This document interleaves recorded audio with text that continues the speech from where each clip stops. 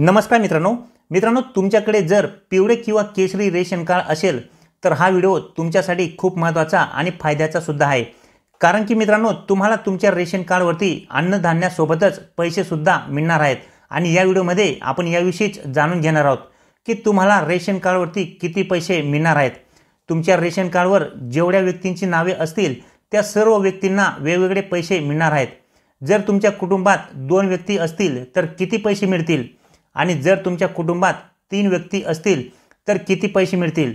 तसेच तुमच्या कुटुंबात जर 4 व्यक्ती असतील तर तुम्हाला किती पैसे मिळतील आणि जर तुमच्या कुटुंबात 5 व्यक्ती असतील तर तुम्हाला किती पैसे मिळतील, याविषयी आपण या व्हिडिओमध्ये सविस्तरपणे माहिती जाणून घेणार आहोत। तर व्हिडिओ नक्की पूर्ण पहा मित्रांनो। चॅनलवर नवीन असाल तर चॅनलला सबस्क्राइब करून ठेवा। असेच नवनवीन आणि माहितीपूर्ण व्हिडिओ मी तुमच्यासाठी घेऊन येत असतो। तर चला मित्रांनो, व्हिडिओ सुरू करूया आणि जाणून घेऊया की रेशन कार्डवरती तुम्हाला किती पैसे मिळतील। तर मित्रांनो, तुमच्याकडे जर पिवळे किंवा केशरी रेशन कार्ड असेल आणि त्या रेशन कार्डवर जेवढे कुटुंब सदस्यांची नावे असतील आणि ती नावे सर्व ऑनलाईन सुद्धा झालेली असतील तर तुमच्या रेशन कार्डवर तुम्हाला आता रेशन धान्यासोबतच पैसे सुद्धा मिळणार आहेत।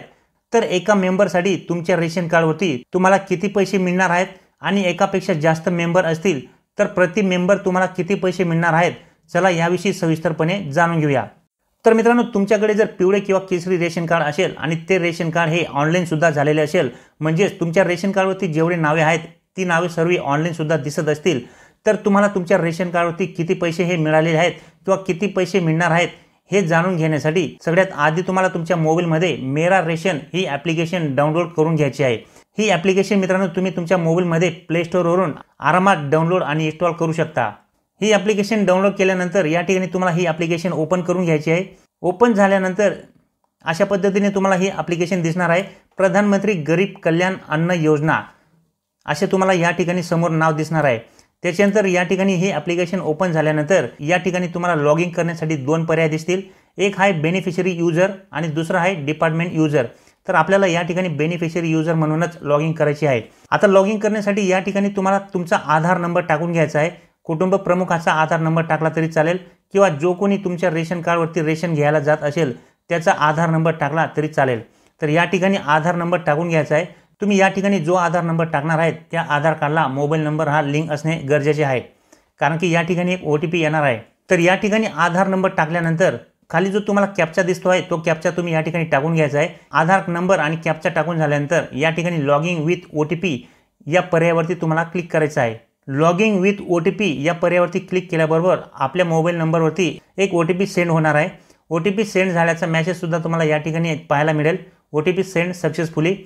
त्याच्यानंतर तो OTP तुम्हाला मित्रांनो या ठिकाणी टाकून घ्यायचा आहे। OTP टाकून झाल्यानंतर या ठिकाणी व्हेरीफाय बटनावरती क्लिक करायचं आहे। व्हेरीफाय बटनावरती क्लिक केल्याबरोबर आपल्यासमोर एक मेसेज येईल, OTP व्हेरीफाईड सक्सेसफुली। त्याला ओके करायचं आहे। ओके केल्यानंतर आपल्यासमोर अशा पद्धतीने ही स्क्रीन ओपन होईल मित्रांनो। या ठिकाणी तुम्हाला बरेचसे ऑप्शन दिसतील मित्रांनो। या ॲप्लिकेशनच्या मदतीने तुम्ही रेशन कार्डवरचे बरेचसे कामं हे करू शकतात, जसे की तुमच्या रेशनवरील एखादी नाव कमी करणे, एखाद्याचे नाव तुम्हाला ॲड करायचे असेल तर ते सुद्धा तुम्ही या मोबाईल ॲप्लिकेशनच्या माध्यमातून करू शकता।